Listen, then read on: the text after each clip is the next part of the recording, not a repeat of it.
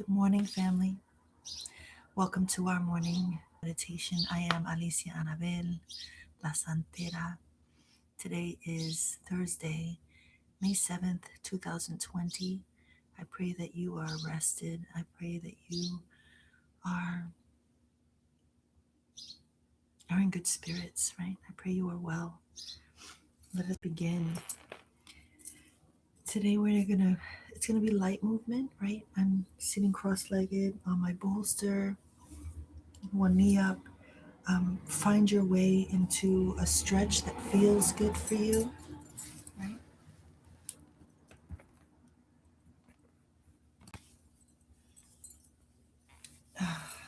Straighten your back. You can put your hands on the ground. And we're going to take an inhale. Lift your right hand up and stretch. Exhale. You can look up at your hand. Inhale. If you can bring it over your head for a deeper stretch, do that.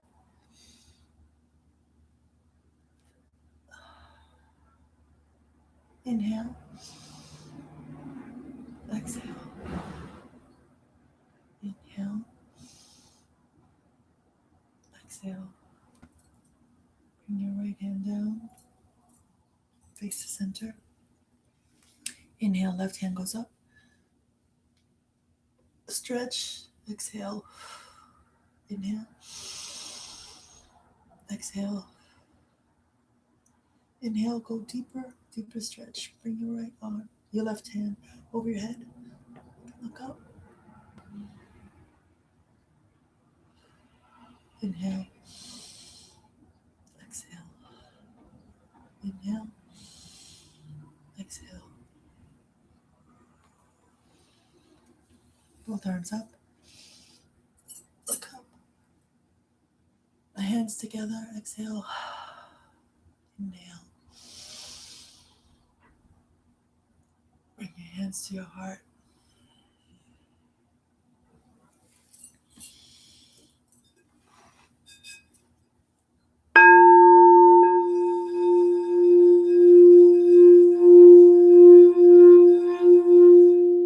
It's a new day. It is a new day.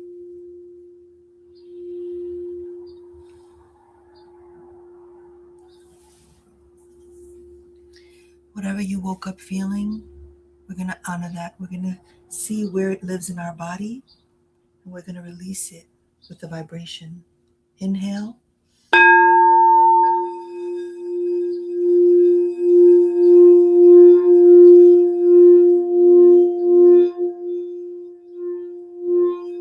Exhale.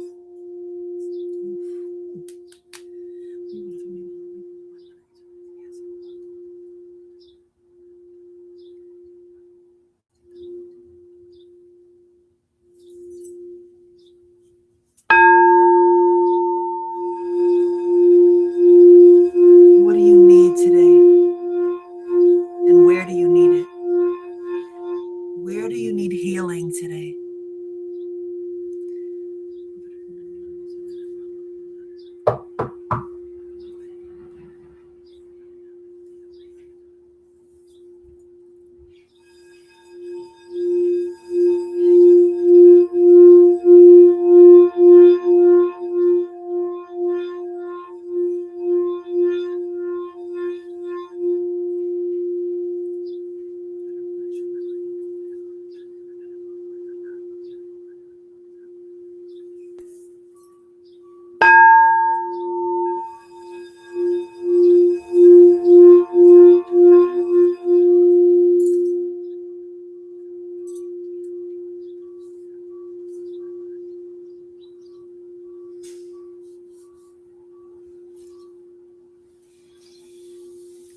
Where do you need healing today? Do you need it in your legs? Do you need it in your shoulders? Do you need it in your neck? Do you need it on your crown, your scalp, your forehead? Let's take a deep breath. Inhale. Let's send love internally. Let's send love to our body, to our cells. Exhale everything we don't need. Inhale groundedness, firmness, certainty. Exhale doubt, fear, shame. Inhale prosperity, love, peace. Exhale feelings of lack, unworthiness, grief, loss. Inhale power, integrity, compassion. Exhale anything that causes you pain. Inhale, exhale. Today we are beginning a new text. We are reading Marianne Williamson's Return to Love. A Return to Love, Reflections on the Principles of A Course in Miracles. And I'm going to read just the excerpts that I've highlighted. So from the foreword, I started this book in 2009, then I read it again in 2011, and now I'm reading it again 9 years later in 2020. I'm the older than I was when I wrote this book, and in some ways I am less innocent. I have tasted more of love's oppositions, yet having seen as much as I have now seen of the world's resistance to the ways of love, I realize more deeply than ever the responsibility which each of us has to embrace it more fully and to express it effectively. Hatred is the spiritual malignancy of our species, and like any other form of cancer, does its most terrible work, not outwardly, but within us. The fear behind it literally eats us alive, destroying minds, bodies, cultures, nations. External remedies can manage its effects, but only love has the power to undo it. There shall undo it we must, from foreign wars to domestic catastrophes. Our work is the work of casting fear from the world. We do this not only to serve ourselves, but most important to serve our children. They shall inherit what we bequeath to them, and there is no greater gift to future generations than that we do the work God has asked us to do. Love one another, that the world might be made right. Fear unchecked grows exponentially.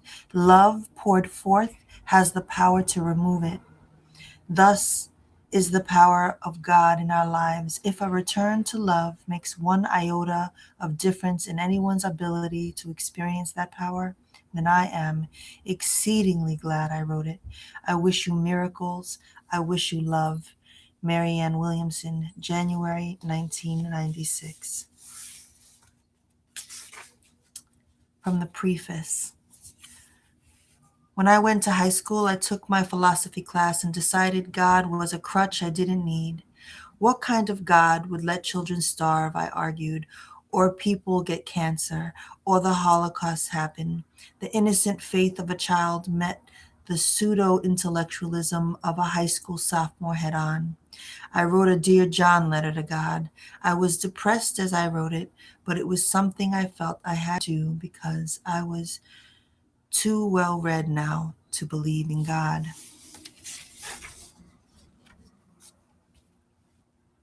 One day in 1977, I saw a set of blue books with gold lettering sitting on someone's coffee table in New York City. I opened to the introduction. It read, "This is A Course in Miracles.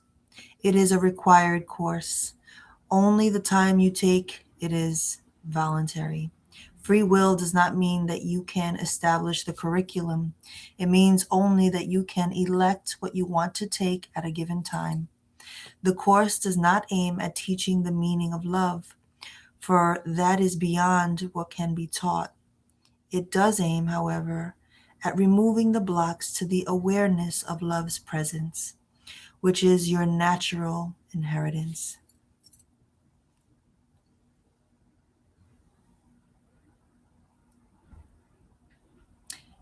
It talked about God in brilliant psychological terms, challenging my intelligence and never insulting it. It's a bit cliche to say this, but I felt like I had come home. A return to love is based on what I have learned from A Course in Miracles. It is about some of the Course's basic principles as I understand them and relate them to various issues that affect our daily lives. A return to love is about the practice of love as a strength and not a weakness, as a daily answer to the problems that confront us. How is love a practical solution? This book is written as a guide to the miraculous application of love as a balm on every wound.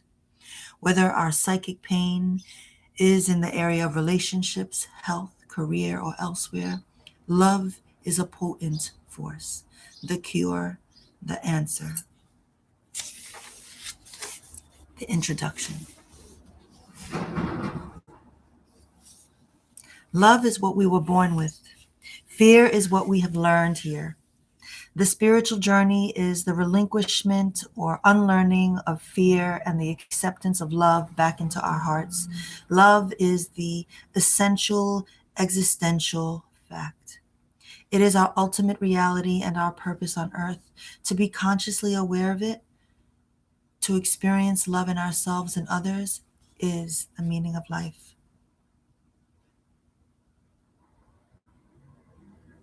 Meaning doesn't lie in things, meaning lies in us.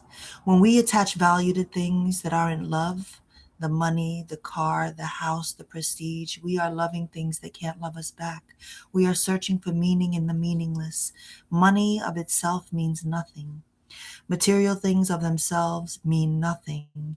It's not that they're bad, it's that they're nothing. We came here to co-create with God by extending love. Life spent with any other purpose in mind is meaningless.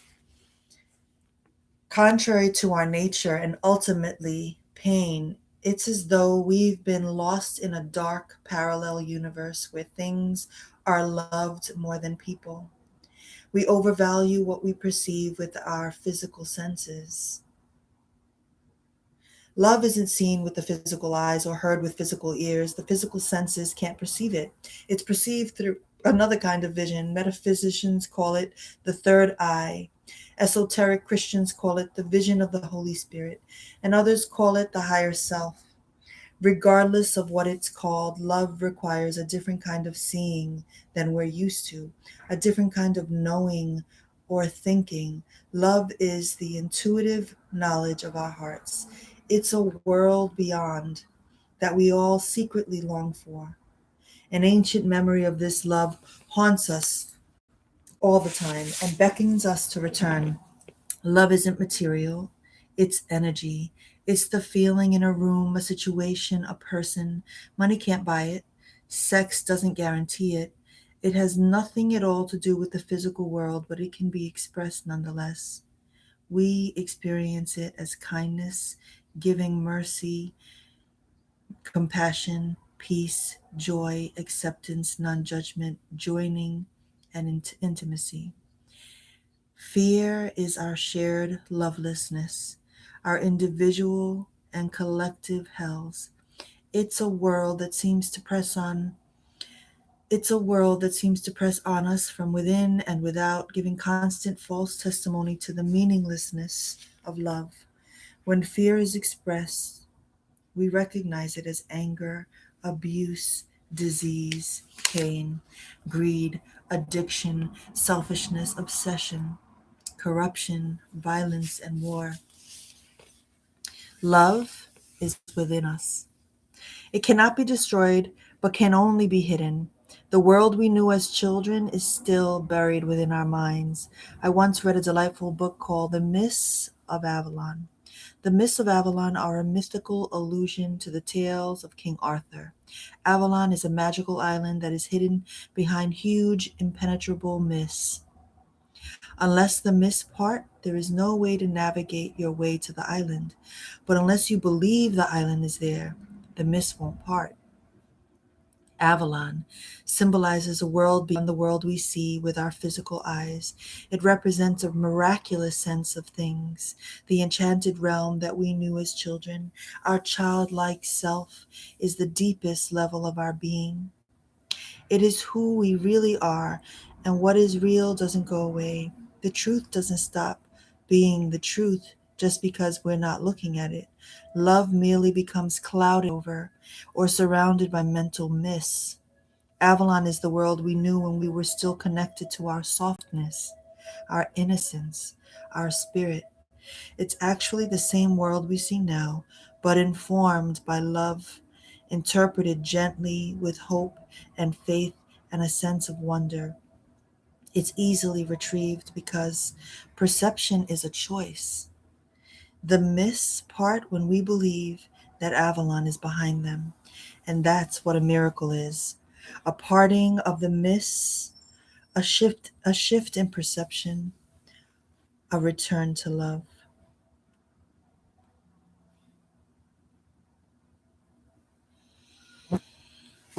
And so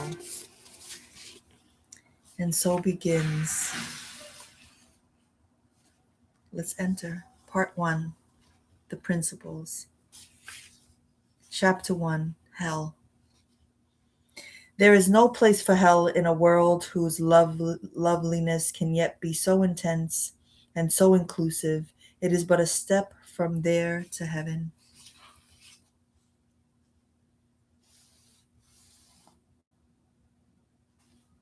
1. The darkness.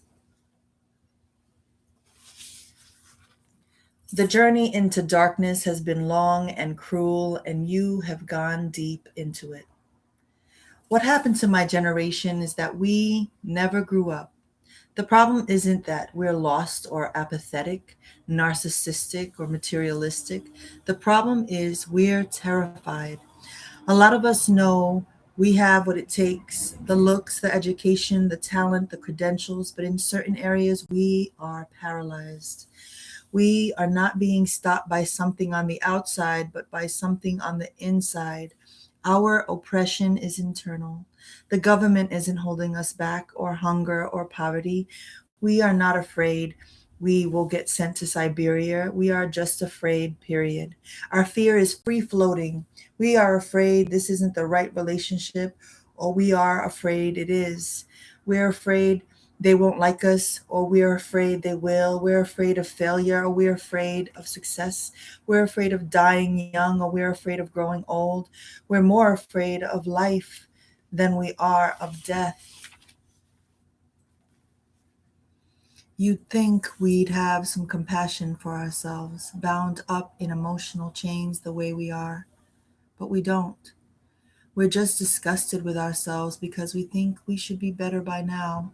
Sometimes we make the mistake of thinking other people don't have as much fear as we do, which only makes us more afraid. Maybe they know something we don't know. Maybe we're missing a chromosome. It's become popular these days to blame practically everything on our parents. We figure it's because of them that our self esteem is so low. If only they'd been different, we'd be brimming with self love. But if you take a close look at how our parents treated us, whatever abuse they gave us was often mild compared to the way we abuse ourselves today. It's true that your mother might have said repeatedly, "You'll never be able to do that, dear." But now you say to yourself, "You're a jerk. You never do it right. You blew it. I hate you." They might have been mean, but we are vicious. Our generation has slipped into a barely camouflaged vortex of self loathing, and we are always, even desperately, seeking a way out through growth or through escape. Maybe this degree will do it, or this job, this seminar, this therapist, this relationship, this diet, or this project. But too often the medicine falls short of a cure, and the chains just keep getting thicker and tighter. The same soap operas develop with different people in different cities. We begin to realize that we ourselves are somehow the problem, but we don't know what to do about it.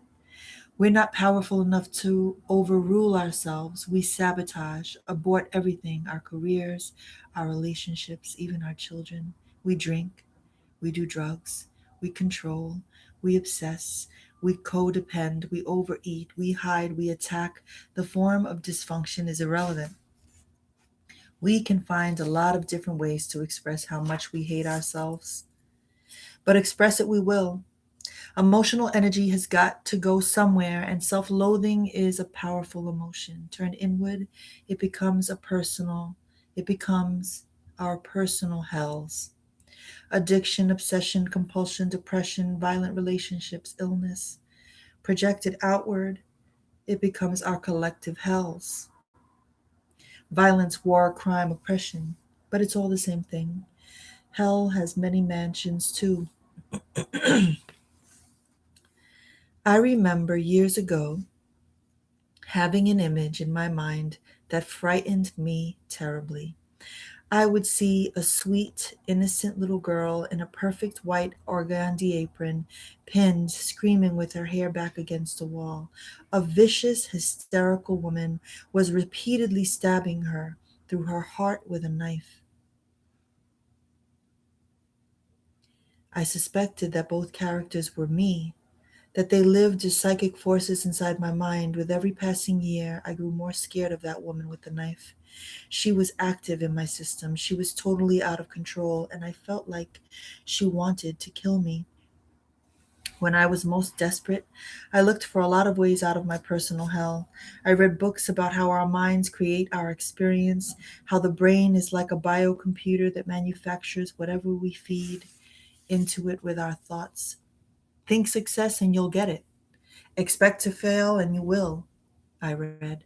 But no matter how much I worked at changing my thoughts, I kept going back to the painful ones. Temporary breakthroughs would occur. I would work on having a more positive attitude, get myself together, and meet a new man or get a new job, but I would always revert to the patterns of self betrayal. I'd eventually turn into a bitch with the man or screw up at the job. I would lose 10 pounds and then put them back on in 5 minutes. Terrified by how it felt to look beautiful. The only thing more frightening than not getting male attention was getting lots of it. The groove of the groove of sabotage ran deep and automatic. Sure, I could change my thoughts, but not permanently. And there's only one despair worse than God. There's only one despair worse than God, I blew it, and that's God, I blew it again. My painful thoughts were my demons. Demons are insidious. Through various therapeutic techniques, I'd become very smart about my own neuroses, but that didn't necessarily exercise them. The garbage didn't go away, it just became more sophisticated. I used to tell a person what my weaknesses were, using such consciousness language that they would think, well, obviously she knows what her patterns are, so she won't do that again. But oh, yes, I would. Acknowledging my patterns was just a way of diverting someone's attention. Then I'd go into a rampage of other outrageous behaviors so quickly and smoothly that no one, least of all myself, could do anything to stop me before I'd ruined a situation completely. I would say the exact words that would make the man leave or hit me or make someone fire me or worse. And in those days, it never occurred to me to ask for a miracle. I'm going to stop there. We are on a journey. We are on a journey through hell. We are in the darkness right now. And it feels that way. It feels that way on many levels with everything that we're experiencing and the way the world is right now. We are all experiencing our personal hells and we are living in a collective hell. And how we rise from this flame will make all the difference. And so, as we continue this journey, I'm praying that we hold on to love, that we hold on to love, that we hold on to peace. Um, yes, love. Love is the answer, love is the cure. And so, for as long as we are in this, um, this will be our practice. I feel in my spirit that with everything that we are being flooded with, what I can flood my feed with is love. And so thank you for joining me on this journey. I'm excited to revisit A Return to Love. I, I've already read it twice, so this will be a third go around for me. Um, yeah, I look forward to an exchange. Please email me. Um, I would love to hear from you. I would love to hear how the readings are resonating with you, what's coming up for you. Um, yeah, whether you're appreciating this our time together in the morning, all of that helps for us to just feel connected, right? Leave comments in the YouTube, like, subscribe, share. Let's close out our card today from the Iyanla Manzan is only my inner authority can give me outer authority. I am an authority on love, that's for sure. Until today, you may have been waiting for someone to tell you something or give you something that would make you feel okay. Just for today, give yourself permission to be okay with yourself. Accept that who you are and where you are is just right. You are all right. Family, let's close out. Take a deep breath in, inhale, exhale. Inhale, exhale. Inhale, exhale.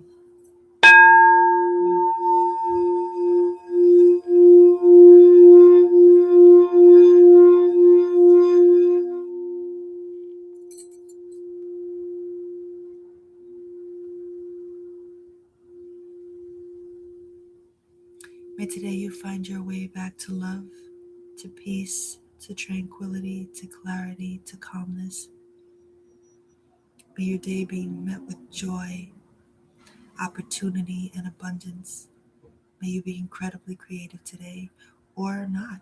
May you rest. May you give your body and mind and spirit what it needs.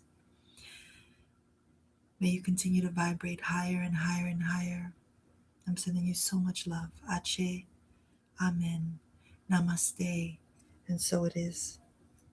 Have a great day, family. Peace.